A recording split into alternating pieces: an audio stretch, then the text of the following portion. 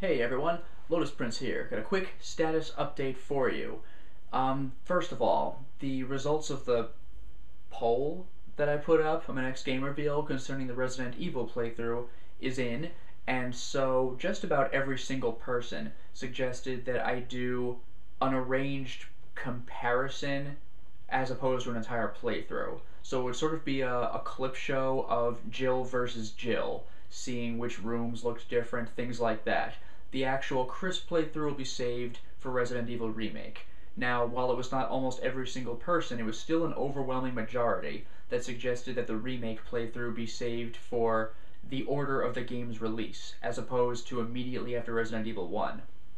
And that does make sense. An advantage to this is that you could see how the games evolved over time in terms of both gameplay and presentation, ultimately culminating in Resident Evil Remake.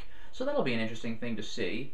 The crisp playthrough will not be right after Jill's, but it'll be nice and satisfying when it finally does come back. One other thing I wanted to point out is, have you heard of Clock Tower by any chance? Now, I have not Let's Played these games, but I have played them, and they are amazing. And the reason I bring this up is that there is a Kickstarter going on right now because, not because, by the creator of the original Clock Tower. He wants to create a sort of spiritual successor. So it's not called Clock Tower, but it looks and plays kind of like it, and it looks like it has similar themes, right down to a guy with a giant scissors chasing you. That sounds incredibly intimidating. And not only is this person working on this Kickstarter, but he's picked up a lot of big names. There's the composer of the music for Castlevania Symphony of the Night and Halo 4. There's the creature designer from Team Silent, back in the PS2 and PS1 days of Silent Hill. He created the Bubblehead Nurses and Pyramid Head.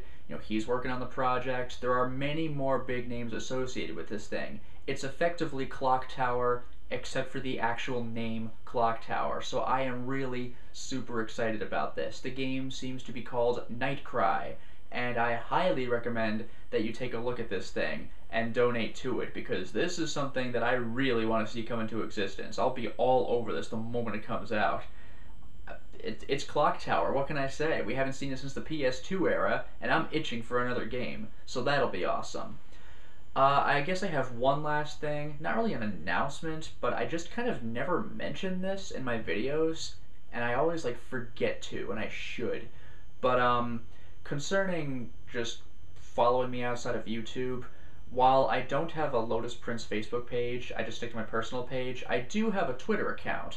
So it's at Lotus Prince, just all one word, if you want to follow the account for stupid puns and announcements of when I put up my videos, because I must admit my uploading to YouTube schedule is rather irregular. Yeah, it's daily, but what time? You don't know, and I don't know either, so at least Twitter will be able to help you get on that when the videos come out, as opposed to whenever you happen to check YouTube, because that's when I felt like uploading that day. I do apologize for my irregular schedule. I gotta do something about that at some point, but there you have it. So once again, February 14th will be the start of my Resident Evil Director's Cut playthrough with Jill, and the crisp playthrough will come later in Remake when Remake finally comes up. And definitely hit up that NightCry. I'm telling you, it's going to look awesome. The link for that's going to be in the video's description, as well as the link to my Twitter profile, should you feel like following that as well. Until next time, everyone.